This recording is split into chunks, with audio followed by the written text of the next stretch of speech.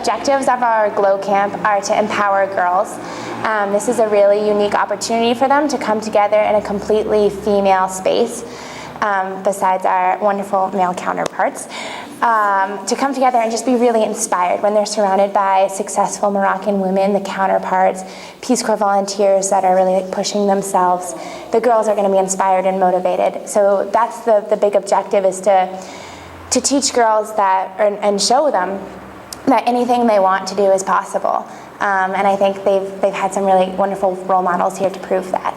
So the application process is, like most grants, you need to find an association. That is the biggest thing, and counterparts. Don't apply for this grant until you have counterparts ready to go. We have 15 counterparts here, so that just proves how important they are.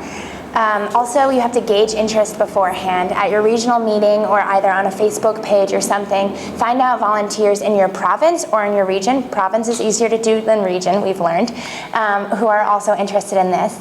And I've assigned different parts of the grant to different people, so it doesn't come down to one person writing everything. Again, the association is so important. I can't stress that enough. Budgeting, like really do your homework on the budget. Go to maktabas, find out how much things cost. Think about the smallest things like toilet paper and soap. Do the food early on. Think about that. We thought, last week we thought we were going to have to pay for Boda tanks for the kitchen, and alhamdulillah we don't have to, but that wasn't something we had budgeted for. Things are working out for us, but you really, you need to do your homework for this camp. It's a lot of work. But at least for us, it was easy to write the grant because it's just something everyone is so passionate about.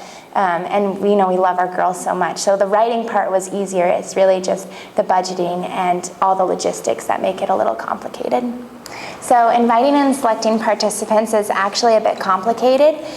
We originally had, so there's 11 Peace Corps volunteers, towns involved in this project. We told everyone between 5 and 10 girls. So we originally had 104 girls. That was the maximum we had.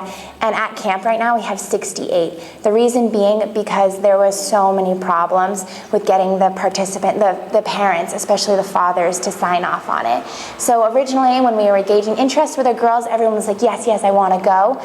And then kind of the week leading up to it, people started dropping out. So from the get-go, choose 8, 9, 10 girls, depending on how big you want your camp to be, and go to their homes immediately. Talk to their families, talk to their fathers especially. We had permission slips, we had info slips, and parents signed them. The fathers had signed them, and then 2 nights before the camp, I start getting calls saying, this father isn't letting his girl go, so I have only 6 campers now, and then later it was 5 campers. But the girls who should come, you can do your favorite students that maybe you think don't actually need this camp, they're already pretty empowered, they already have a good head on their shoulders, but everyone's gonna benefit from this camp. And we also have some girls that maybe are troublemakers and making things a little difficult for us, but they are really, really benefiting from the lessons in every session.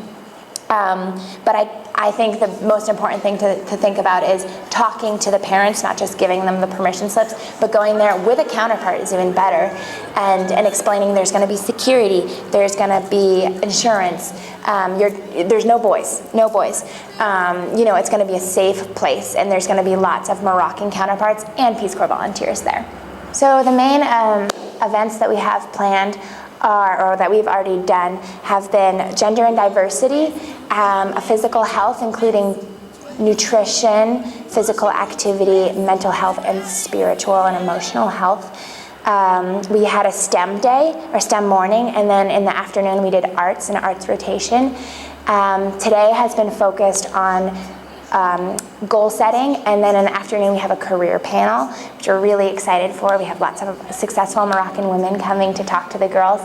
And the last full day of camp is going to be on menstrual health, SIDA, and then self-reflection, self-beauty, and just respecting yourself as a person, as a female.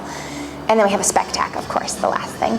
I want to say, in terms of planning sessions, ask the other Peace Corps volunteers who are involved in the project and their counterparts what they're interested in.